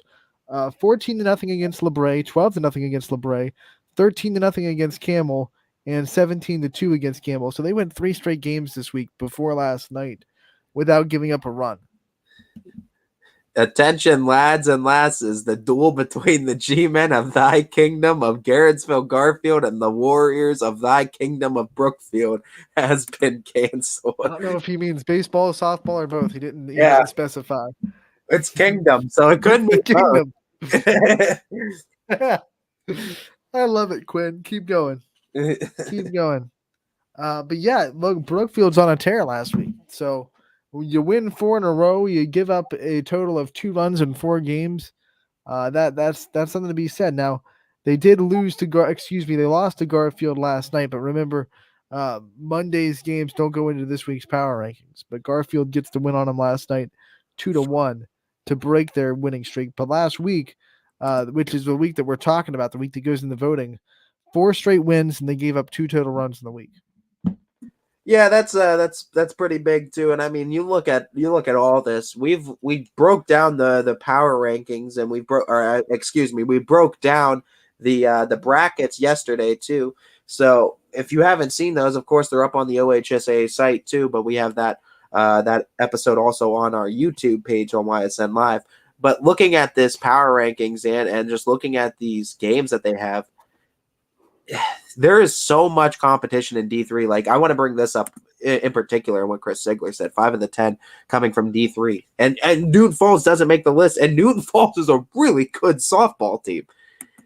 And I mean, Yeah, we broke down that D3 list, and I think the one bracket, and I'm pretty sure we're guaranteed a YSN team in the district final. and I think everyone in D3, everyone looks at South Range, Ursuline, and Champion and go, well, it's still their roost, right? But I wouldn't sleep on some of these teams, especially like a team like Crestview that has the pitching to beat anybody with Caden Sutton. A team like Newton Falls has very good pitching.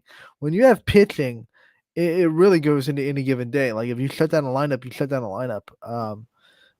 But yeah, I think this idea of D3 comes because it's Champion, it's South Range, it's Ursuline. It's those programs very rarely even play Division III schools. Champion does in the league, but I don't think South Range has a single D3 team on their schedule, and I don't think Ursuline has maybe like 2 or 3, but most of Ursuline's games are against D1 and D2 teams as well. So Champion the same way. Every time they have a chance at a non-conference game, it's going up in Division One. They beat the reigning state champion last week in Perry in Division One 3-2. So yeah, if you thought Champion was going away, no, they're still there. Before I get to my next thought, thy both have been canceled for the duel between the Warriors and the G-Men. Thank you, good sir. Quinn Pushkar, I think a lot of games will be canceled today. Hola amigos, el Baseball Lake Center in Warren JFK ha sido cancelado. Gracias, mi amigo. So Warren JFK and Lake Center baseball canceled today too. Updates off the wire from Quinn Pushkar. He's our man. Get some rapid fire updates. Vámonos.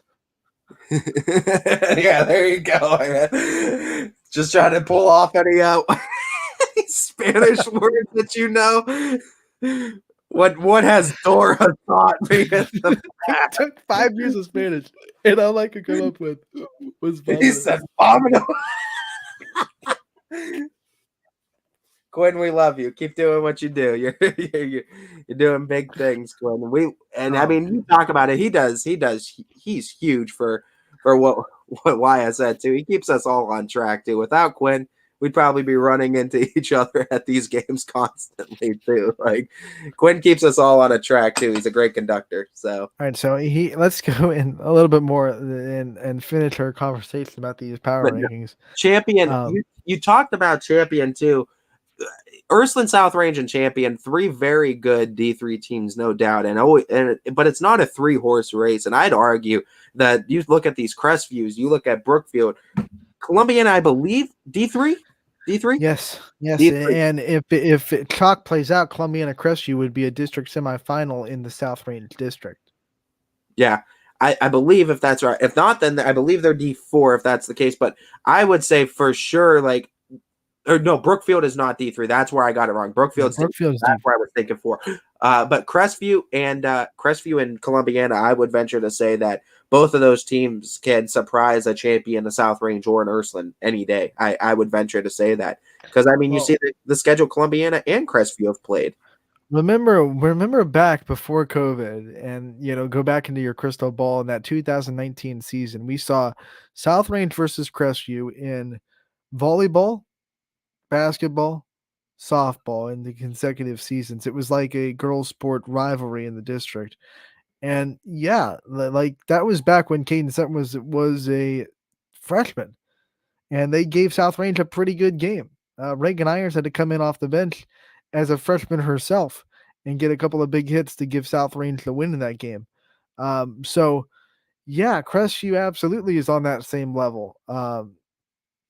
I would put them in contention for that district championship. I wouldn't be surprised if they make it another district championship against South Range because they are that good. Columbiana's got the pitching.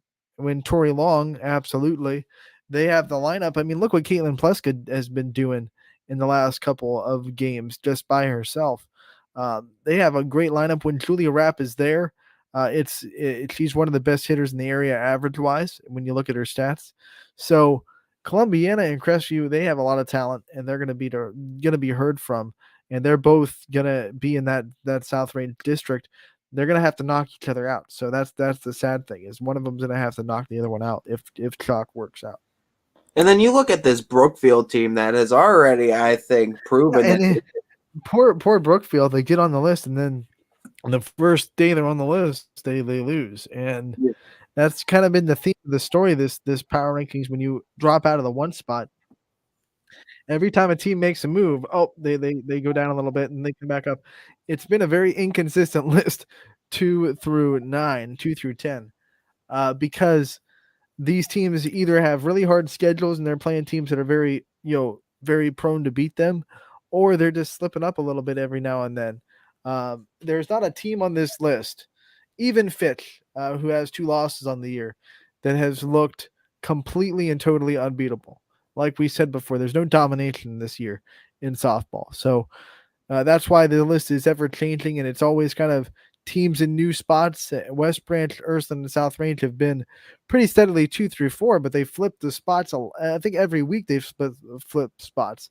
I don't think any of them have been where they were the week before the next week, because last week West Branch was at 2, right? So they just keep flipping with each other.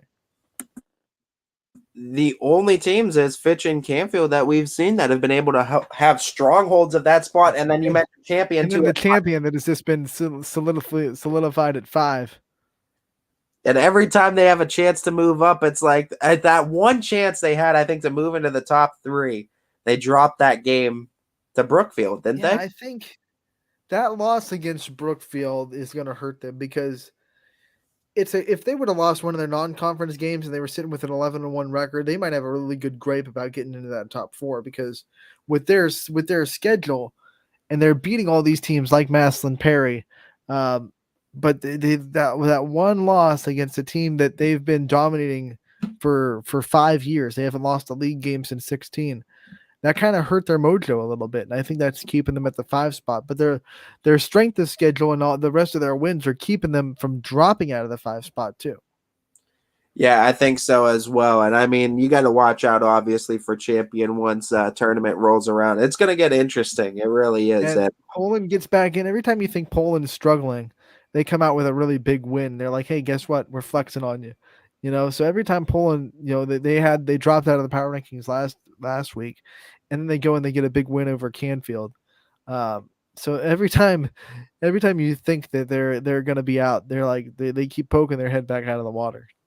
Yeah, absolutely. And Poland, obviously, a quality softball team, and we've seen that too, making another appearance on this power rankings list. And we have so much good softball. They got the win last night as well over Girard. Rosas gave them a little bit of fits. It was 5-1. They got the win. They're supposed to be playing at Girard tonight if it happens. Yeah, and I mean, Poland looking for the 2 for 2 in that department too. Another win inside the NE8. Emily Denny got a home run, by the way, her second of the year. I think she came in to this season with no career home runs, and she has 2 this year. I could be wrong, but the Emily Denny's at the top of that order to get on base with her speed, and she's showing a little bit of power this year. 2 home runs in the last week just alone. So Emily Denny, if she starts hitting bombs in that lineup to go along with the already powerful Mary Brandt and the powerful Katie McDonald and Abby Farber in the middle of that lineup, man, if Denny comes into the leadoff spot, starts hitting bombs herself, man, that makes that lineup that much harder. Yeah, and it's going to be interesting too. As this NE8 kind of has to wind down, it's going to be interesting to see, because I think Poland right now, if I'm not mistaken, they're still in the thick of it. Yeah, they have to beat South Range on Thursday. That'll be interesting because Poland has 2 losses. South Range has 1 and a 3-1 deficit to Hubbard that they have to still continue. So and Hubbard has 1 loss or 2. What? How many losses does Hubbard have? Two? Two. Hubbard has the Two. loss to South Range and the loss to Poland. So if basically if Poland beats South Range, they can really just put a wrench in this whole thing. And then it becomes a case where you need to hope for, well, now then, because then either way, doesn't that, how does that work then? Well, no, because if Poland beats You're just South talking Range, yourself through it. I'm yeah, letting I you get am through it. talking. Because if Poland beats South Range, then both South Range and Hubbard will have 2 losses, and then that game will be for the Right. NEA championship. Well, Right? if Poland keeps share of it. Because if Poland wins, then they have the share too. So that's then right. that matchup between Hubbard and South Range would be who shares with Poland. That So would be Poland Thursday's game with South Range is huge then. So if Poland wins, they get a piece of that NE8 crown. Yeah, unless I don't know. I think that's their last. It should be their last NE8 game. So unless Poland loses their game against Girard, which they still have to play tonight, then they should be right there in the opportunity to win at least a share of the NE8 championship with a win. Now, South Range wins, they get the outright championship, right? I mean, they get at least a share. Wins, They would be at least a share because they still have the game outright, or Hubbard would be playing for the share. right. And then imagine that. Well, if South Range wins, and then it's a share, yeah. If South Range wins, Poland would be out of the contention, but Hubbard would still be there. They would have to finish that game against South Range and hold on for the victory in that game. So, a lot of possibilities. I feel like an NFL analyst talking about playoffs in Week 17. Yeah, no doubt. Why don't we go over to the baseball side of things for these power rankings and pull those up for Week 5? And here's another. Remember, we talked about inconsistencies after the one spot. JFK gets 2, but last night they dropped the game to Lake Christian. So Fitch gets 3, and then they drop a game to Howland. It's hard to be consistent this year. We're seeing a lot of teams struggle with consistency. So who knows? Next week we might see South Range get back up. We might see Salem make moves because the door's open with JFK and Fitch both losing last night. I agree, and I think Salem really is one of the hottest teams around right now, and they continue to showcase it. Salem might be looking to crack the top 3, and so can South Range. With Salem's win streak, unless they stumble this week, do we just kind of give them their shot at 2? And say, hey, you know what? You've won 12 in a row. You've been the most consistent team right now. Boom, 2. I think it's definitely something you could bring to the table and see if you could convince the voters with it too. I think you got an argument there too with Salem, honestly, because they start the season at 2. I think they started it at 4, if I'm not mistaken. Okay, I thought it was like Canfield, Salem 1-2 since they pretty much played each other last year. For the Canfield, Ursuline, JFK, Salem is what I think Week 1 was. Yeah. But looking at that, I mean, I think that's a fair argument. Another thing is, I think Mohawk, after that game against Champion, really made people believers of what the Keystone State can offer, and Mohawk moving up the list as well. Yeah, Columbiana made the drop from what were they? They were 3 last week, right? So they go 3 to 6, dropping 3 straight too. Hubbard is the biggest surprise in the baseball world this year because they graduated or lost kids to transfer almost their whole roster last season, right? They're a very young baseball team. I don't think a lot of people expected much out of them outside of the program, but man, they keep putting together wins. They beat South Range. They're a young, impressive, dangerous team. I am overly impressed and overly surprised by Hubbard, even though they lost by 1 run last night to Lakeview. This Hubbard team, there's something special. They kind of believe in themselves, and that's all that's all they care about. This NE8 is just filled with teams that can all beat up on each other, and that's what we've seen this entirety of this season is just teams that have been constantly beating up on each other. Salem has a win over South Range. Fitch has beaten Columbiana, and then you've seen flip side too, that teams like West Branch that have beaten Ursuline and Mooney, and then Mooney came back and has beaten West Branch now. Hubbard's on this list because they were able to beat South Range. Canfield suffered a loss to Boardman, who's not on this list. Like, there's every team, like you said, Ant, they've lost, and no team's invincible. Mooney has beaten Columbiana and West Branch, both on this list. So Mooney's probably sitting at the outside looking in saying, what do we have to do? I think they've beaten Springfield, too. They've been Springfield. Yeah, they were Springfield's only loss of the season. I mean, it's a fair argument. It is a fair argument. Springfield, by the way, they make that jump, and hey, can we have a power rankings this season without Springfield on it? I don't think we can at this point. Their athletics program is so good. You knew they were going to eventually find their way into a power rankings. Oh yeah, absolutely, absolutely. They're not just a football and basketball school. Don't forget, like this baseball program, I think 16 went to the state championship game. So they've tasted success in the baseball program at Springfield. They know what it's like. It'll be, yeah, absolutely. And I mean, you look at Springfield too, playing in that Scarlet side of the MVAC. I mean, it's a pretty nice conference too to play into for the smaller schools, because like Mineral Ridge is a solid team on that Scarlet side of the MVAC. I mean, Lowville's been doing their thing too over there as well. It's a solid conference too, but Springfield also plays a lot of out of conference teams too that really help bolster their schedule. And I mean, look at what the Tigers did. They've been kind of hanging around in that top 15, I think, and they're able to crack. Yeah, Mooney fans, you'll have your chance to end the season strong, because you have a game against Salem coming up on Thursday. Then you play Akron, St. Vincent, St. Mary. You have Lakeview, and then you have 2 against JFK. So you'll have your chance to make more waves. They're sitting at 7-7 right now. They have wins against West Branch, but they also lost against West Branch, so that kind of evens out. Loss against Ursuline, loss against Fitch, 2 losses against Fitch. Lost to Triway. They're 7-7. So, but they have a chance to finish the season strong with a lot of big games still on their schedule. 2 against JFK, 1 against Salem, a game against Akron, St. Vincent, St. Mary, and a game against Lakeview. So don't worry, Moody fans. You have your chance to make your moves.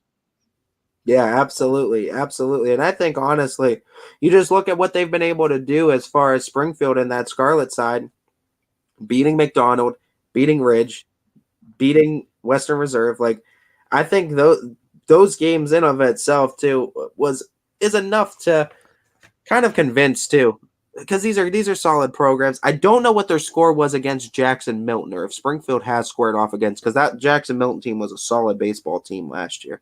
No, they graduated a decent amount, but they were still a solid team last year. And you know Ursuline is still on the outside looking in, and they have a big schedule coming up, because Ursuline has left Hubbard on the list, Salem on the list, Howland, probably top 15, Fitch, and then Canfield. Yeah, how do you deny Howland after beating Fitch now? Like, Howland's having a great season. Especially if Howland makes it a sweep and beats Fitch whenever they play each other again, because tonight's canceled. Yeah, I mean, it's going to be interesting to see where that's going to fall too, because you might wind up with, because Boardman, you got to figure, is also still hanging around in some aspect. They got some big games coming up too within the conference. You could see a lot of AAC teams make it on this list. You could see a few more NE8 teams make it on this list too, I'd argue. But we're seeing representation from the Scarlet side of the MVAC, the EBC, the NE8. We're seeing one from the Keystone State, EOAC. I mean, pretty much everywhere too. The Pacific, what is it? Pacific Coast League, PCL? Pacific Coast. What do you think we are? All the way in California? Pacific Coast. What is it called? Portage Trail Conference. I don't know. That Pacific Coast. Yeah, I don't know why I was thinking Pacific Coast. Portage Trail Conference, I think, is what JFK is in. But I mean, you're seeing representation pretty much all around the board from conferences all over the state that we have, and then you're also seeing it out of state too with Mohawk. Oh man, you bring me life. When you look at it, because JFK lost last night, because Fitch lost last night, teams from 4 to 7, maybe even 8, have a chance this week to make dramatic jumps when 2 and 3 both lose on the same night. No doubt. And I mean, it's always tough to crack that top 5, because it's really been those top 4 teams, Canfield to South Range, that we've seen kind of hold a stronghold on this top 5. They've kind of shuffled around. Salem now back into the top 5 again too, and with the way they're playing, it's going to be hard to see them crack out of that top 5 for these teams going from 6 to 8. them moving into top 5, I mean, we're going to have to see too. They got another week and a half, I think, of baseball left. So they can definitely make some moves from then to now. Let's look at the South Range's remaining schedule. They obviously have that loss to Salem, even though Salem is behind them in the power rankings. But they still have Lakeview, Poland. They still have to play Fitch, Champion, Girard twice, and they still have a matchup with Boardman on their schedule. So South Range has a lot of big games left at the 4 spot. Salem obviously has big games left in the EBC. There's a lot of chance. This is not solidified. Not by any means. No, not a chance. We have 2 weeks left of the regular season in baseball. This is the last week of the regular season in softball. It'll be very interesting to see the final week of the power rankings and how it all kind of finality lines up. Sorry, I was muted. Yeah, absolutely. And when this all kind of rounds out, this kind of week means a lot, I guess, for the power rankings and how things are going to look going into it, because after that, it's tournament time for these softball teams and full speed ahead. And then we'll have another week of baseball season before it's same thing for them. And come Monday of next week, it's going to be pretty much same thing for us on the baseball side. We got to break down these brackets. Teams that are playing in the sectional semifinals, that starts on Saturday for softball. I mean, that we're in the tournaments. It's this week. It's this week, just a few days from today. And then the teams that are waiting for a bye, you play on the 11th. So that's next Wednesday. So it's here. It doesn't feel like it, but it is. Postseason is here. And you know what else is here? Our second break of the day. We'll be right back on Running Point, brought to you by Greenwood Chevrolet in Austintown. New things happen all day. Some are good, some not so good. In today's complicated world, while you're busy working, playing, and living life, we're busy helping you make sense of the day's news. And there's only one place where it comes together with clarity, context, and accountability. It's 21 News at 6 with me, Madison Tromler, and Derek Steyer. 21 News at 6. It's what the day's news really means to you. Welcome home to a home made homier with Baird Brothers Fine Hardwoods. Inspiration starts at BairdBrothers.com and is turned into reality when high-quality hardwoods are delivered right to your home.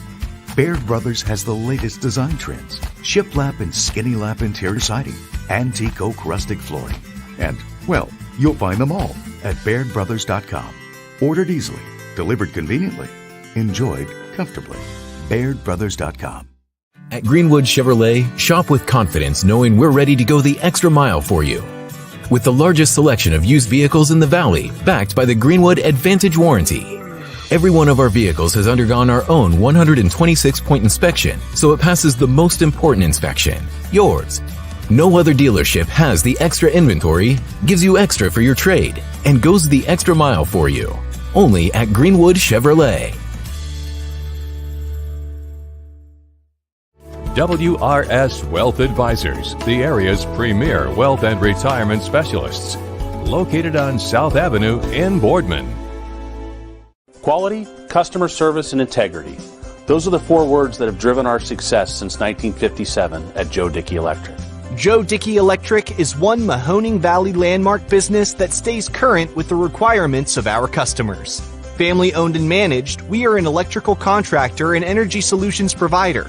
Every member of our team adds to his or her skill set through ongoing training. Residential, commercial, industrial, automotive, and more. We keep ahead of the needs of our customers with a fleet of more than 50 vehicles and 24/7 emergency service, so you're never left in the dark. Every customer has a story, and at Greenwood Chevrolet, we are committed to making sure it ends with you in the right vehicle. I get to be part of somebody's adventure, whether it's buying a car for the first time, helping them get approved, or finding the perfect car for their budget. I'm proud that people trust me with their finances. They trust me to take care of them, and they trust me with their story. I'm Tracy, and I'm ready to go the extra mile for you, only at Greenwood Chevrolet. Working with your family can be stressful at times, but because they're family, you know that you're going to get a loving, honest answer, even when things don't make sense to any problem. Dealing with Medicare can be confusing and overwhelming. That's why here at Myers Family Insurance, we do our best to give you honest and caring answers to all of your questions. Family, like Medicare, isn't always perfect, but when you put others first, the results can be amazing. For all your Medicare needs, call Myers Family Insurance.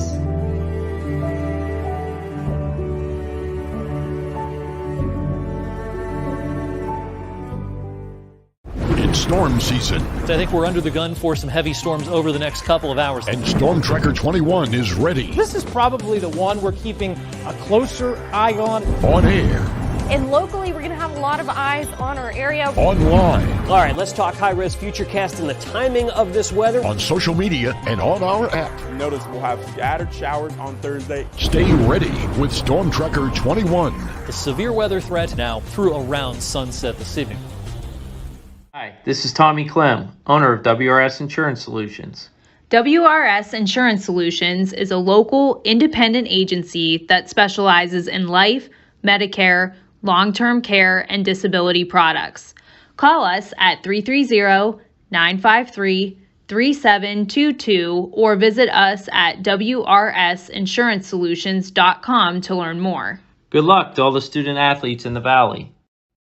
Welcome back to Running Point on ysnlive.com, brought to you by Greenwood Chevrolet in Austin. Dan Anthony Hartwig alongside Ty Bartell as we have to flip this real quick. Hey, that's not Running Point. Yeah, I don't know what happened with this background in the time that we went to commercial. Everything went wonky. Well, there we go. Let's get this back up. There we go. Nice. All nice right. time. Nice time and play. Greenwood, we love you. We got you back on. Yeah, absolutely. Let's go the games that are still hanging on today for now and on our schedule, and give you an update on the games that are canceled for baseball and softball. Once again, shout out to Quinn Pushkar, who does a wonderful job at keeping the schedule completely updated for us and up to date by the minute. So we'll go to Tuesday. As of now, 3 baseball games on the network and 2 softball games, 5 games total. Your baseball games are going to be United at Columbiana. That's going to be called by Joe Eusebio. We're going to have Warren Harding at Canfield. That's going to be DJ Oakley on the call at 5 o'clock. And Brook at East Liverpool will be called by Nate Kelly at 5 o'clock. On the softball side, these are just on the network. We have Champion at Crestview at 6 o'clock. I'll be there on the call if it happens. United traveling to Columbiana. Chris Ziegler going to make the trip. 5 o'clock start time there. Some other games in the baseball realm that are still happening. We have LeBray at Liberty still on right now at Eastwood Field, 4:30 start. Beaver Local at Lisbon still on. Girard at Poland still on. Jefferson at Niles. Lakeview at Hubbard. Newton Falls at Camel. And Champion at Crestview. Postponed today on the baseball side. We have Garfield at Brookfield. We have Howland at Fitch. We have Lake Center at Warren JFK. McDonald at Lowville. Struthers at South Range. And Mooney at Ursuline have all been canceled tonight. On the softball world, games that are still happening. Beaver Local at Lisbon. Girard at Poland, although I think that's Poland at Girard. They played at Poland last night. Jefferson at Niles. Lakeview at Hubbard, Campbell at Cheney. That's going to be at the Field of Dreams. Warren Harding at Canfield, and then West Branch at Salem still happening. Games that are postponed, Garfield at Brookfield, Howland at Fitch, LeBray at Liberty, McDonald at Lowville, Springfield at Jackson Milton, and Struthers at South Range. So Ty, your second choice has been canceled, so you have to make a third choice. I would for you, I would say Lakeview at Hubbard, but that's just me. It's going to be a good one.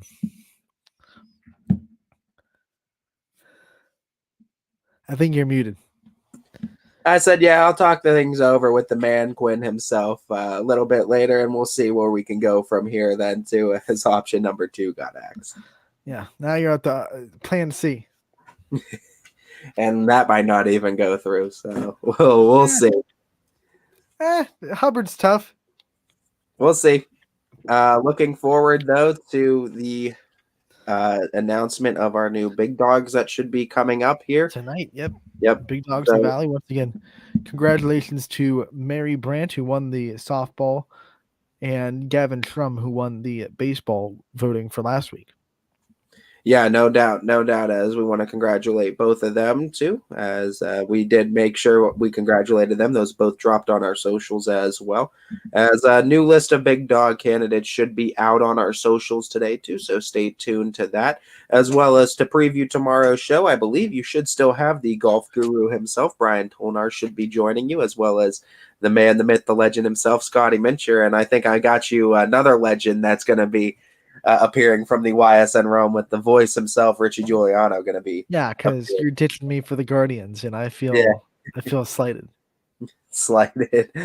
No, but Richie's going to be taking you through and have a lot to talk about too, especially with covering YSU baseball and this Horizon League. It was really close. I know they had a big series with Wright State, but kind of just looking ahead for YSU baseball now. We're also going to have Gavin Wilms on the show from Salem Baseball at 12:15 tomorrow, so don't miss that either. I also believe you have another interview. And Emily Wilson will be on the show from Canfield Lacrosse. So going to have two guests. Going to have Scotty, going to have Richie, going to have Bryan Tolnar. We're going to have a lot of fun. You're talking baseball. You're talking golf. You're talking lacrosse. You're talking college with Richie. It's going to be a full discussion. Everyone, you're going to want to tune into tomorrow's Running Point. It's going to be a fun one.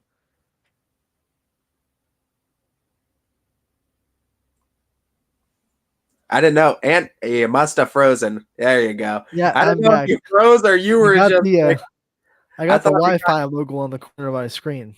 I thought I just held you speechless for a second with that. I thought you were just like froze. Can't believe it. But no, it's a full slate on the network tomorrow too for Running Point from 12 to 2. And don't forget, stay tuned to our socials for big dogs too, as well as stay tuned to our socials for any updates or cancellations of any games as they happen, as postponements, delays, makeups, any of that.